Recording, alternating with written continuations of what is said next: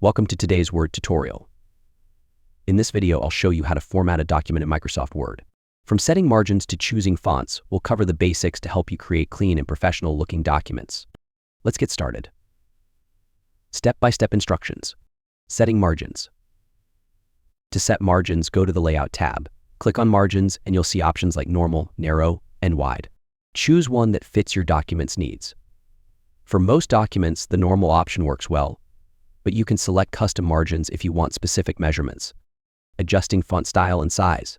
To change the font style, go to the Home tab. Select the text you want to format, then click the drop-down menu in the font group to pick a font style. You can also adjust the font size here by selecting a size from the drop-down or typing in a custom size. A classic, easy-to-read font like Times New Roman or Arial at size 12 is often a good choice for general documents. Applying bold, italics, and underline. To emphasize text, you can use bold, italics, or underline. Select the text, then click B for bold, I for italics, or U for underline in the font group. These options are also available through keyboard shortcuts. Ctrl B for bold, Ctrl I for italics, and Ctrl U for underline. Aligning text. Next, let's look at text alignment. In the Home tab, the paragraph group has options for left, center, right, and justified alignment. Left alignment is most common, but you might use center alignment for titles and headings. Adding line spacing. To adjust line spacing, select your text, go to the paragraph group in the Home tab, and click on line and paragraph spacing.